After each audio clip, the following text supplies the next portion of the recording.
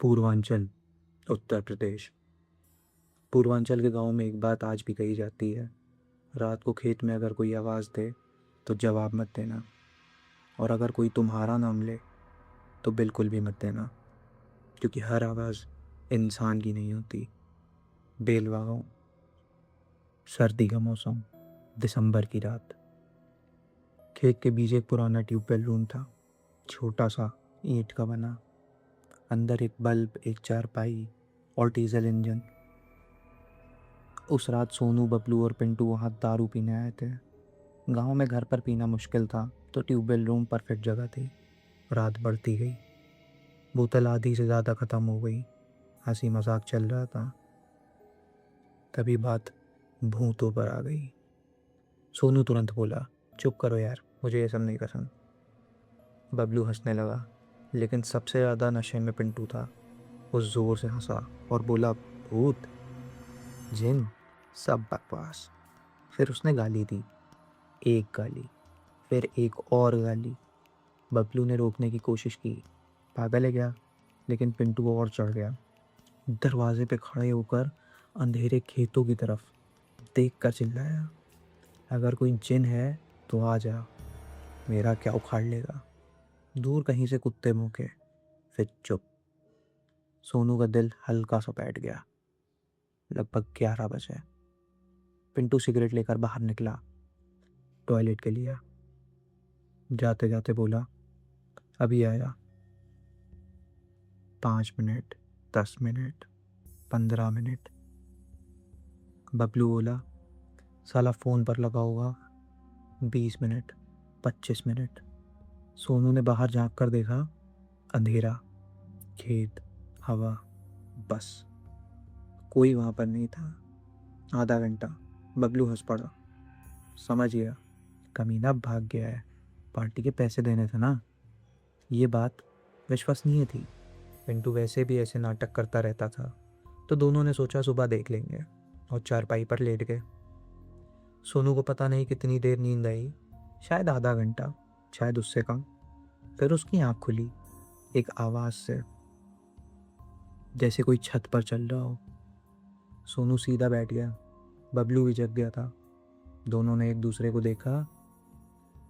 आवाज फिर आई, लेकिन ये चलने की आवाज नहीं थी, एक रिदम थी, जैसे कोई पैर पटक रहा हो, जैसे कोई नाच रहा हो। बबलू ने धीरे से कहा, बंदर होगा। सोनू ने सिर हिलाया, लेकिन उसका मुंह मानो कुछ अलग ही बात बोलना चाहता हो। दोनों बाहर निकले, टॉर्च जलाई, छत पर रोशनी मारी। कुछ नहीं, बिल्कुल कुछ नहीं। वापस मुड़ने ही वाले थे कि आवाज फिर आई, अब भी बिल्कुल सर के ऊपर से। बबलू ने टॉर्च नीचे कर दी, उसका चेहरा सफ़ेद पड़ गया। सोनू, ये आवाज़ कहाँ से आ रही है? तब सोनू की नज़र दूर कहीं ट्यूबवेल रूम के पीछे खेत के बीच कोई खड़ा था, बहुत दूर, लेकिन दिख रहा था क्योंकि चांदनी रात थी।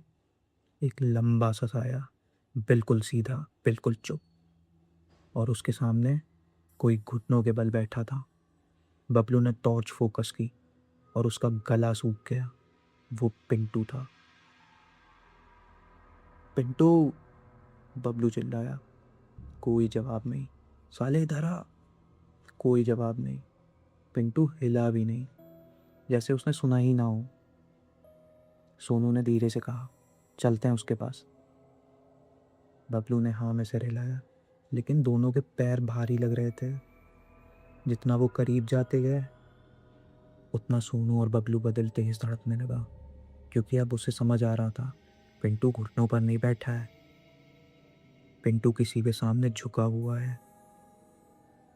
लेकिन सामने सामने जो खड़ा था, उसकी लंबाई इंसान जैसी नहीं थी। और तब पहली बार पिंटू बोला, बिना सर उठाए, बहुत धीमी आवाज में, मत आना, भागो यहाँ से। बबलू ने पिंटू की तरफ दौड़ लगानी चाहिए, लेकिन सोनू ने उसका हाथ पकड़ लिया जोर से, क्योंकि उसने कुछ देखा था। वो लंबा साया हल्का हल्का हिल रहा था। नहीं, हिल नहीं रहा था, नाच रहा था, बहुत धीरे, बहुत अजीब तरीके से, जैसे वो हवा में हो और उसके पैर ज़मीन को छू ही नहीं रहे थे। और तब सोनू को याद आई एक बात, उसके दादा कहा करते थे, जिन जब खुश होता है तो गाता नहीं, नाचता है। अगले ही पल पिंटू ने एक ऐसी चीख मारी जो सोनू आज तक नहीं भूल पाया। और फिर पूरा खेत चुप, बिल्कुल चुप। ना हवा, ना आवाज़, ना कुछ और। सोनू और बबलू भाग गए सीधा गांव, बिना पीछे देखे। सुबह पूरा गांव वापस आया पिंटू को ढूंढने। खेत में, ट्यूबवेल रूम के पास, सब जगह कुछ नहीं मिला। बस एक जगह मिट्टी दबी हुई थी, गोल, जैसे कोई बहुत देर तक वहां पैर पटकता रहा हो।